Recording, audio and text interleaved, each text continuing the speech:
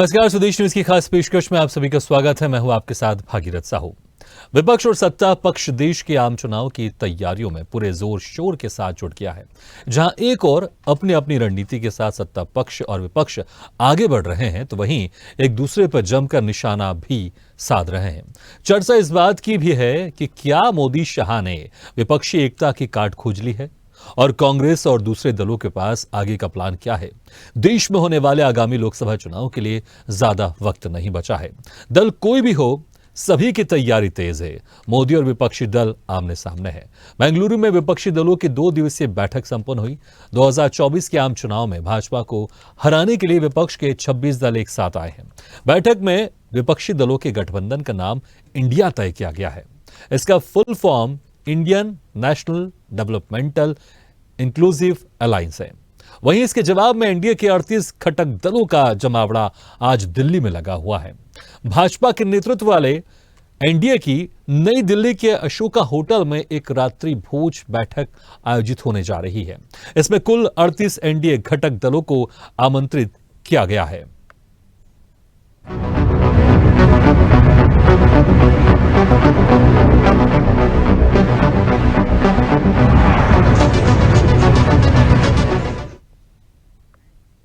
संसद के मानसून सत्र की शुरुआत से ठीक 2 दिन पहले आयोजित इस बैठक में एनडीए अपनी ताकत का प्रदर्शन करना चाहता है।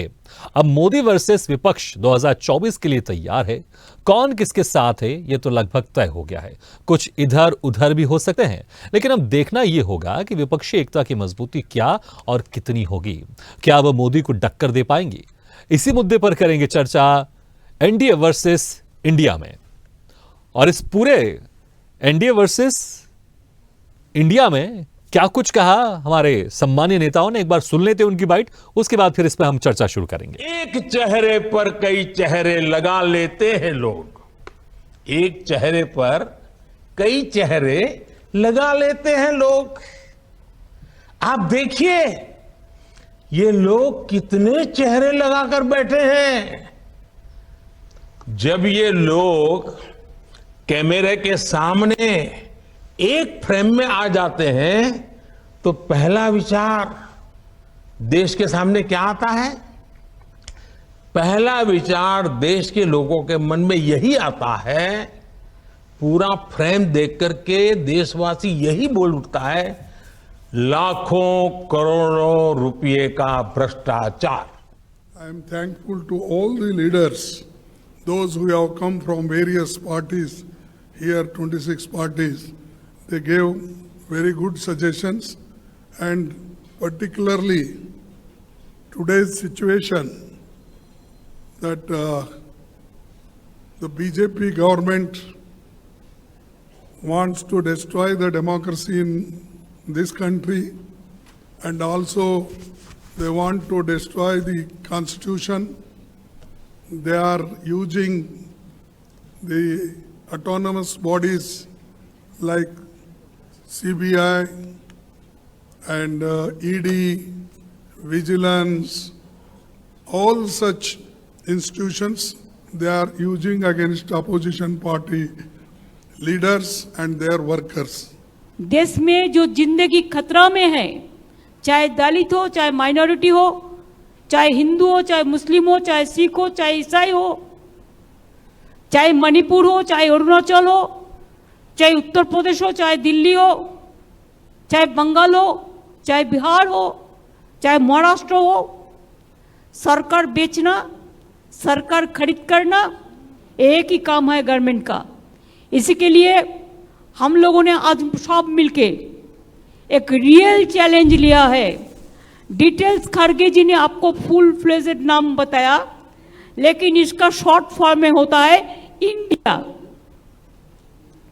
Let us challenge India. NDA, can you challenge India?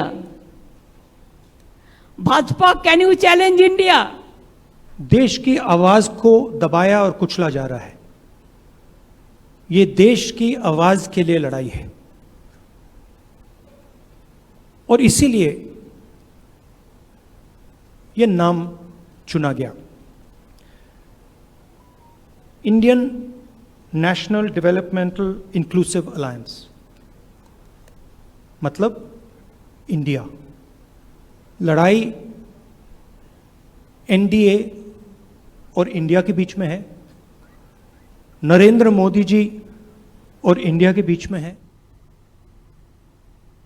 2024 at the rate NDA versus India में चर्चा करने के लिए जो मेहमान हमारे साथ मौजूद है वो उनका आप लोगों से तारुफ करा देता हूं। हमारे साथ मौजूद हैं रविंद्र प्रताप सिंह जो कि सपा प्रवक्ता हैं, अनिल शुक्ला वारसी जी पूर्व सांसद बीजेपी से हैं, और हमारे साथ हैं सिद्धिश्री जी जो कि कांग्रेस प्रवक्ता हैं। आप सभी मेहमानों को बहुत बहुत स्वागत है हमारे इस खास चर्चा में। सबसे पहले सिद्धिश्री जी, ऐसा लग रहा है कि जितने भी जो आप लोग के सात पार्टी आई उनका ऐसा लग रहा है कि इंडिया नाम दे के हमने बहुत अच्छा काम कर दिया है कि अब पूरी इंडिया हमारे साथ हो जाएगी और अब हमारी जीत होने वाली है। देखिए, बिल्कुल ये जो विपक्षी गठबंधन रहा है, 26 दल साथ में आए हैं, तो इसका मेन कारण ही यही था कि जो भाजपा को हटाना है, जो एक विचारधारा, एक समान विचारधारा वाली पार्टियां सब जुट करके हैं, तो वो नाम इंडिया सही दिया गया है। क्योंकि जिस प्रकार से भारतीय जनता पार्टी ने जो भारतीय नाम लिया है, ये जनसंघ का नाम है, किस प्रकार से इन्होंने लिया, तो इस प्रकार से हमारे भी इंडिया नाम लेकर के हमने इसको, नहीं वो तो आपके पास भी था इंडियन नेशनल कांग्रेस, वो तो आपके पास भी था इंडियन नेशनल कांग्रेस पहले से। तो ये जो भारतीय जनता पार्टी है, तो इनका जनसंघ से क्या मतलब है? जो लोग मानते नहीं है, देश के झंडे को नहीं मानते हैं, जो जनसंघी लोग, तो वो इनको उसको इस चीज से लेके क्या क्या फायदा था इस चीज को लेकर के? तो हम तो ये बता रहे हैं कि हम सिर्फ जितने भी दल लेकर चल रहे हैं, ये लोकतंत्र को बचाने के लिए, जो लोकतंत्र के मूल्यों का हनन हो रहा है, संविधान की जो रक्षा के लिए, और जिस प्रकार से लोगों का बोलने का अधिकार छीना जा रहा है, लोगों को संसद में नहीं बोलने दिया जा रहा है, माइक बंद कर दिया जा रहा है, तो इस प्रकार के अधिकारों को, जिससे जनता भी देख रही है, जनता को भी पता है कि अब 9 साल में जो कुछ भी उन्होंने झेला है, अब वो नहीं झेलना चाहती। आज मुद्दा महंगाई का, बेरोजगारी का है, महिला उत्पीड़न का है, किसानों का है, इन सब पे बात होनी चाहिए। और इस प्रकार की बातें लेकर के ये पूरे विपक्षी गठबंधन आज एक मंच पर आपके बेंगलोर में जो बातें हुई हैं, इंडिया नाम दिया है, सही नाम दिया है, तो उससे लेकर के हम आगे इंडिया को ही आज पहले जैसा इंडिया बनाने की कसम खाई है, शपथ लिया है सबने मिलकर के, और सभी चाहते हैं कि ये जो तानाशाही सरकार है, जो देश में एक प्रकार के जो लोगों को बोलने का अधिकार नहीं देती है, लोगों के अधिकारों का हनन करती है, उस ऐसी सरकार को हटाने का पूरी तरह से पुरजोर ताकत से सब एकजुट हुए हैं। ठीक है रविंद्र प्रताप सिंह जी, क्या इंडिया नाम रखने से पूरी इंडिया आपके साथ आ जाएगा? और उस इंडिया नाम में आपकी जो पार्टी है, जब सीट बंटवारे की बात आएगी तो सीट बंटवारे में कैसे, क्या ये इंडिया जो इंडिया आप लोग ने बनाया है, क्या ये इंडिया एकजुट रह पाएगा? इंडिया हमारे साथ पहले से ही है। अगर आप पिछले 6 चुनाव का परिणाम देखिएगा तो वो हमारे ही पक्ष में है। उत्तर प्रदेश में देख लीजिएगा तो पिछले 3 चुनाव का परिणाम पहले 50% पाए, फिर 41% पाए, फिर 30% पाए। इंडिया हमारे साथ है, इसीलिए इंडिया नाम लिया गया है। दूसरे, मैं थोड़ा सा जोड़ना चाहूंगा पौराणिक से। एक किष्किंधा में पौराणिक काल में बैठक हुई थी महाराज सुग्रीव के नेतृत्व में। फिर एक सबसे बुद्धिमान, सबसे ताकतवर, सबसे धनी व्यक्ति हारा था जिसको रावण कहते थे। आज फिर किष्किंधा में बैठक हुई है और आज फिर पूरा इंडिया वहां पर बैठा है 26 लोगों के प्रतिनिधित्व में। तो आदरणीय मोदी जी की हार। अच्छा, आप मुझे बताइए 26 लोग में पूरा इंडिया बैठा है या फिर एनडीए में जो 38 पार्टी हैं, तो इंडिया किसके साथ है? आप मुझे बताइए संख्या की अगर मैं बात करें, 26 आप लोग के साथ हैं, 38 उनके साथ हैं। इसका भी सुन लीजिए। हाँ, वो 38 में से 11 तो नॉर्थ ईस्ट की पार्टियां हैं, 10 नॉर्थ ईस्ट की पार्टियां हैं जहां पर 7 सीटें हैं। 3 पार्टियां उसमें से हैं, उनका जरा चरित्र सुन लीजिए। उत्तर प्रदेश से 2 पार्टी है, एक निषाद पार्टी जिसने प्रभु श्री राम को अवैध संतान बताया था, दूसरा सुभाषपा जिसका फंडिंग मुख्तार करता है, एक यहाँ पर अपराधी है। सुभाषपा भी कुछ दिन पहले आप ही के साथ थी, उस वक्त आप लोग बड़े इनके साथ अच्छी बातें कर रहे थे आप लोग। हाँ, भेज दिया उसको बाहर। तीसरा भी सुन लीजिए। हरियाणा से एक आया है गोपाल कांडा अपनी पार्टी लेके। वो एक बच्ची थी एयर होस्टेस गीत का, उसके साथ तमाम अनैतिक काम किया और उसको हत्या करने के लिए मजबूर किया। तो यही जो 38 पार्टियों की शक्ति बता रहे हैं, यही 38 पार्टियों की शक्ति है। और अगर 38 पार्टियों में शक्ति होती तो मैं सोचता था मोदी जी ने कैसे कह दिया था मैं अकेला। आज मेरे समझ में आ गया कि वाकई बीजेपी में मोदी जी को छोड़ के कोई है नहीं, वही अकेला है, कि आके उनको भी ये 26 पार्टियों के बैठक में तंज करना पड़ रहा है। कोई है नहीं बीजेपी में, ना प्रवक्ता है, ना उनके राष्ट्रीय प्रवक्ता, कोई नहीं है। तो सच बात है कि मोदी जी अकेले हैं और 24 में ये अकेला भी साथ छोड़ देगा। जी धन्यवाद। ठीक है अनिल जी, कैसे लड़ेंगे आप इंडिया से? अब तो जो यूपीए था वो अब इंडिया हो गया, कैसे लड़ेंगे आप इंडिया से? अब देखिए, जो ये लोग इकट्ठे हुए हैं ये वही सब लोग हैं जिनके ऊपर भ्रष्टाचार के तमाम आरोप हैं, और वो सारे लोग इकट्ठे हो करके एक ईमानदार सरकार को गिराना चाहते हैं, हटाना चाहते हैं। मैं पूछना चाहता हूं कि आखिर 9 सालों में मोदी जी ने ऐसा कौन सा काम किया है जो गलत था या जो समाज के और देश के हित में नहीं था। जिस हिसाब से देश और समाज पूरी तरीके से निराश हो चुका था यहाँ का इनकी राजनीतिक पार्टियों से, तब ये 2014 में एक लोगों में उम्मीद जगी, और उस 14 में लोगों ने जो जाति का इन लोगों ने जहर फैला रखा था पूरे प्रदेश देश में, उन जाति के बंधनों से ऊपर उठ करके सारे लोगों ने मोदी जी को वोट किया, और यहाँ तक कि 16% मुस्लिम समाज के लोगों ने वोट किया। तो तब जाकर के माननीय मोदी जी देश के प्रधानमंत्री बने, और फिर इसके बाद 19 में उससे ज्यादा सीटें हम जीत करके सरकार बनाए, और 9 सालों में हमने बड़े बड़े कीर्तिमान स्थापित किए। इसमें हमने 370 हटाए, 35A हटाया, राम मंदिर का निर्माण कराया, कॉरिडोर का निर्माण कराया। हम लोग जो स्पेस में भी बड़े बड़े कीर्तिमान हम लोगों ने स्थापित किए हैं। सारे इंडिया में आप देख रहे हैं कि जिस तरीके से इंफ्रास्ट्रक्चर बढ़ा है, वो चाहे सड़कों का मामला हो, चाहे रेलवे की मॉडर्नाइजेशन की बात हो, चाहे हवाई अड्डे बनाने की बात हो, सब कहीं भी कोई। और सबसे बड़ी उपलब्धि है कि ठीक है, लेकिन देखिए अनिल जी, आप भी जानते हैं कि विकास तो अपनी जगह रहता है, लेकिन चुनाव जीतने के लिए गुणा भाग बहुत करना पड़ता है, और यही गुणा भाग किया जा रहा है दोनों तरफ से। आप लोग की तरफ से भी किया जा रहा है, विपक्षी पार्टियों की तरफ से किया जा रहा है, लेकिन अब यूपीए इंडिया हो गया है। तो जिस तरह से हमने देखा है मोदी जी या आप लोग के बड़े नेता लगातार यूपीए पर आरोप लगाते थे, अब कैसे आरोप लगाएंगे? अगर अब आप इंडिया का नाम लेकर आरोप लगाएंगे, ऐसा लगेगा कि आप तो इंडिया के ऊपर आरोप लगा रहे हैं। अब ये देखिए, ऐसा है कि इंडिया नाम रख लें या कुछ भी नाम रख लें, इससे कोई इनकी शक्लें तो बदल नहीं जाएंगी, पार्टियां बदल नहीं जाएंगे, इनके जो पिछले जो भी काम हैं, जो भ्रष्टाचार के आरोप तो बदल नहीं जाएंगे। अभी इन्होंने एक हमको किस्सा सुनाया। यही सवाल सिद्धेश जी, आखिर क्या जरूरत पड़ गई नाम बदलने की? क्या नाम बदलने से शक्लें बदल जाएंगी, पार्टी बदल जाएंगी? जो ये कह रहे हैं अनिल जी की जो आप लोग ने किया है, क्या वो बदल जाएगा? नाम बदलने की जरूरत ही क्या थी? देखिए, एक ताकत बन के सब आए हैं। जिस प्रकार से भी ये सर कह रहे हैं भाजपा के, तो इनको मालूम नहीं 26,000 करोड़ का जो घोटाला किए थे, जिनको आप जेल में डालने जा रहे थे, वो अभी आप अपने महाराष्ट्र में उसको उप मुख्यमंत्री बना दिया है। तो भ्रष्टाचार की तो बात मत करिए आप। कर्नाटक में भी 40% कमीशन की सरकार रही थी, वहां पे भी कितना बड़ा घोटाला किया गया। तो भ्रष्टाचार की तो बात बिल्कुल ना करें। और एक बात और, प्रधानमंत्री जी आज कह रहे थे जातिवाद की बात, तो यहाँ जातिवाद नहीं हो रहा है कि जहाँ पे आप ओम प्रकाश राजभर जी को ले रहे हैं, वो भी परिवारवाद के साथ है।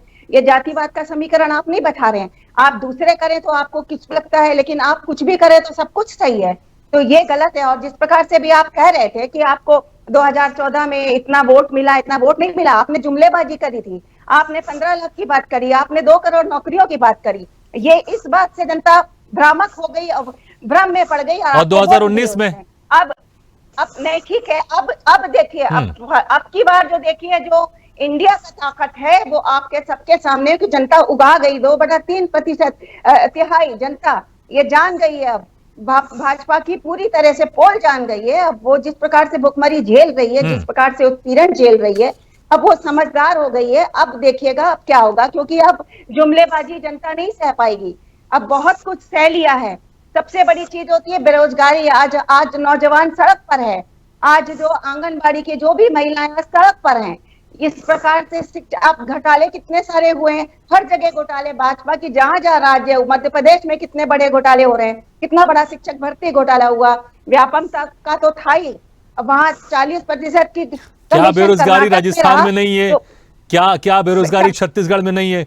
क्या बेरोजगारी उस राज्यों में नहीं है जहां पर गैर बीजेपी की सरकार है? ठीक है, हमने जहां जहां घोषणा पत्र में जो बात कही, कर्नाटक में कहीं, हम सब पूरा कर रहे हैं, हम जुमलेबाजी नहीं करते हैं, सब कुछ हो रहा है, राजस्थान में भी अच्छा सब कुछ चल रहा है। तो आप ये बात कह के अब कोई ये नहीं कह सकता है कि Congress made in Jabalpur phone की बात की थी राहुल गांधी ने, 1.5 साल आप लोग की सरकार है, उसके ऊपर क्या कुछ काम हुआ? मेड इन जबलपुर फोन, सब कुछ अच्छे से देखिए, सब कुछ हो रहा है। हमारी सरकार फिर मध्य प्रदेश में आने जा रही है, पूरी तरह से आएगी, क्योंकि जो घपले घोटाले शिवराज सिंह जी की चौहान जी के सरकार में हुआ है, जिस प्रकार से दलितों के साथ अपमान होता है, उनके साथ अत्याचार होता है, फिर पांव धोबन होता है। लेकिन ठीक है रविंद्र प्रताप जी, इतने सारे अगर मुद्दे थे कि सरकार को घेरने के लिए, बीजेपी सरकार को घेरने के लिए, तो फिर नाम बदलने की इतनी आवश्यकता क्या थी? और अभी भी बहुत सारे सवाल तो सामने है ना कि इस इंडिया का मुखिया कौन होगा, कौन होगा जिसके साथ सारी पार्टियां पीछे पीछे चलेंगी, कदम से कदम ताल मिलाएंगी, कौन वो मुखिया होगा? और जब सीटों का बंटवारा होगा तो राज्यों में कैसे होगा? क्या दिल्ली में केजरीवाल कांग्रेस को कोई सीटें देंगे, या कांग्रेस पार्टी कोई पूरी तरह से वहां पर पीछे हट जाएगी कि सारी की सारी आप पार्टी को हम सीटें दे दें? कैसे होगा? उत्तर प्रदेश में कैसे होगा? उत्तर प्रदेश में कांग्रेस को कैसे सीटें देंगे और सपा के पास कितनी सीटें आएंगी? ये सारी चीजें अभी भी हैं, और जब चुनाव आएगा उस वक्त मुझे क्या लगता है, सबको यही लगता है कि उस वक्त आप लोग के बीच में भी सिर्फ फुटबॉल होगी, और कैसे उस वक्त फिर आप लोग का जो ये इंडिया है वो एक रह पाएगा? नाम बदलने वाला सबसे बड़ा गिरोह भारतीय जनता पार्टी है। सड़कों का नाम बदल देती है, ट्रेन का नाम बदल देती है, स्टेशन का नाम बदल देती है, जिले का नाम बदल देती है, तो नाम पे टिप्पणी तो वही कर पाएगी। दूसरा, लेकिन अभी भी तो नाम बदला है ना, अभी यूपीए से इंडिया हो गया है, इस पर भी तो कुछ कहेंगे आप? हाँ, तो इसी पे अभी कुछ दिन मोदी जी आएंगे बताने के लिए। आप कुछ नहीं कहेंगे, लेकिन आप कुछ नहीं कहेंगे। मैं बता रहा हूँ, उत्तर प्रदेश में जो परफॉर्मेंस है इनकी, 2019 के लोकसभा में 50% मत पाए, 2022 के विधानसभा चुनाव में 41% मत पाए, अभी निकाय चुनाव में 30% मत पाए, जो भारतीय जनता पार्टी का अब तक का सबसे खराब परफॉर्मेंस है पूरे भारत में।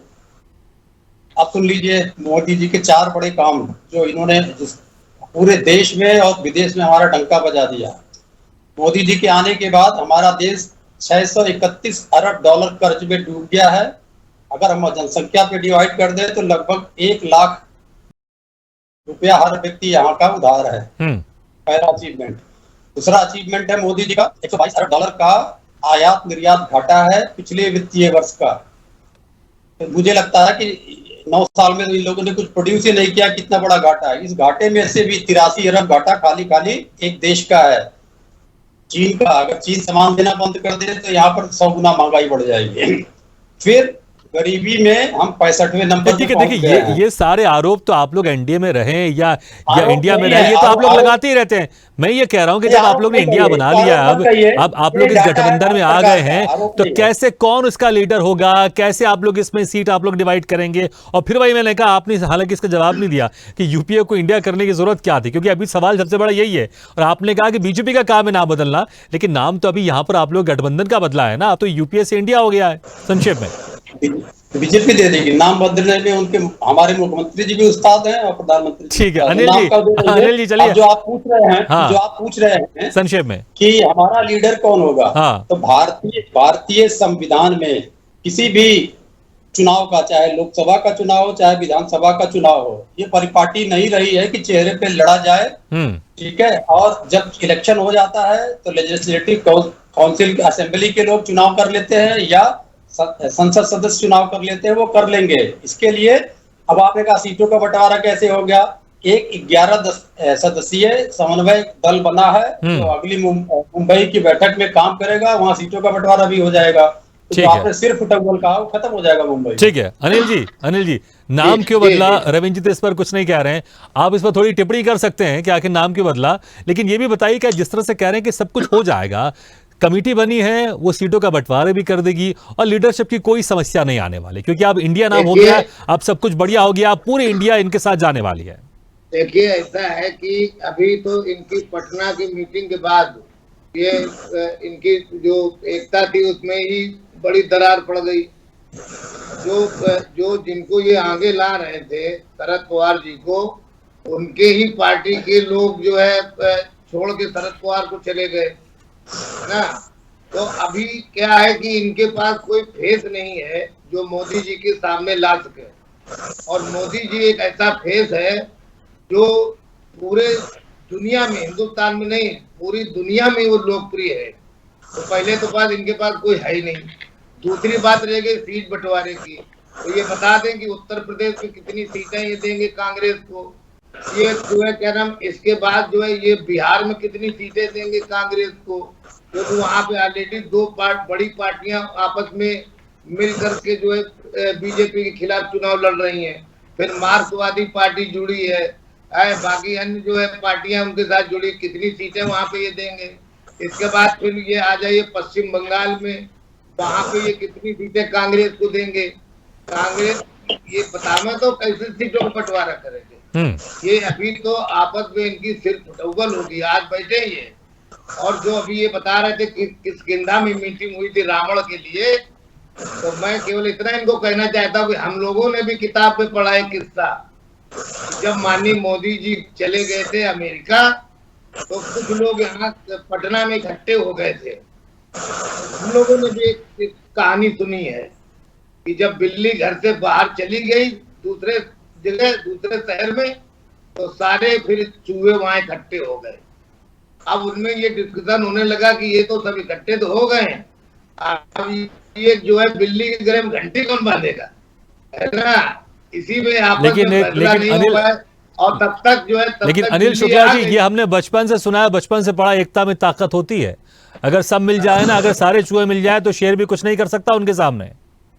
एकता नहीं है इनकी, एकता अनेकता में बदल रही है। आप देखो तो ये जो एक थे ये अनेक हो रहे, इनके लोग इनको छोड़ के जा रहे हैं। भाई अब इनसे पूछो कि दारा सिंह चौहान क्यों छोड़ के इनको चले गए, राजभर इनको छोड़ के क्यों चले गए, है ना। कुशवाहा जी जो मौर्य जी हैं, इनको देश छोड़ के क्यों चले गए। तो इनको ये देखना चाहिए कि इनकी पार्टी के जो नेता है वो छोड़ के क्या क्यों जा रहे हैं। ठीक है, लेकिन इनकी पार्टी के नेता छोड़ के चले आते हैं और आप लोग वेलकम कर लेते हैं, और जो नहीं आते आप उस पार्टी को आप लोग तोड़ देते हैं, फिर अपने साथ मिला लेते हैं। ठीक है, चलिए समय हमारा समाप्त हो गया। बहुत बहुत शुक्रिया रविंद्र जी, अनिल शुक्ला जी और सिद्धेश्वरी जी, आपका बहुत बहुत शुक्रिया हमारे इस खास चर्चा में शामिल होने के लिए। तो जो यूपीए था अब वो इंडिया हो गया है, और इसको लेकर जितने भी पार्टी गठबंधन इसमें जुड़े हुए बहुत गदगद है कि अब इंडिया से एनडीए कैसे मुकाबला करेगा। लेकिन क्या सिर्फ नाम बदलने से ही इंडियंस इंडिया के साथ चले जाएगा? क्या सिर्फ नाम बदलने से भारतीय इस इंडिया के साथ चले जाएगा? वो इंडिया जो एक पार्टियों का गठबंधन है, क्या जो देश के लोग हैं, जो इंडियंस है, जो भारतवासी है, वो इस इंडिया के साथ जाएंगे या फिर एनडीए के साथ जाएंगे? ये देखना बड़ा दिलचस्प होगा। लेकिन दोनों ही, चाहे पक्ष की बात करें विपक्ष की बात करें, दोनों आमने सामने हो गए, दोनों अपना कुनबा बढ़ाने में लगे हुए हैं। फिलहाल अगर अभी संख्या की बात करें तो अभी एनडीए आ गए, क्योंकि उनके साथ 38 पार्टियां हैं, और अगर इंडिया की बात करें जो पहले यूपीए था, उनके पास अभी 26 पार्टियां हैं। लेकिन देखना होगा कि आने वाले दिनों में और किसका कुनबा कितना बढ़ता है, कितना घटता है, और चुनाव में किसको कितना फायदा होता है। लेकिन ये देखना बड़ा दिलचस्प होगा, क्योंकि कुछ समय बाद विधानसभा चुनाव है और 2024 में लोकसभा चुनाव है। इसी के साथ हमारे इस खास पेशकश में फिलहाल इतना, लेकिन खबरों का सिलसिला लगातार जारी है। आप देखते रहिए स्वदेश न्यूज, सबसे पहले देश।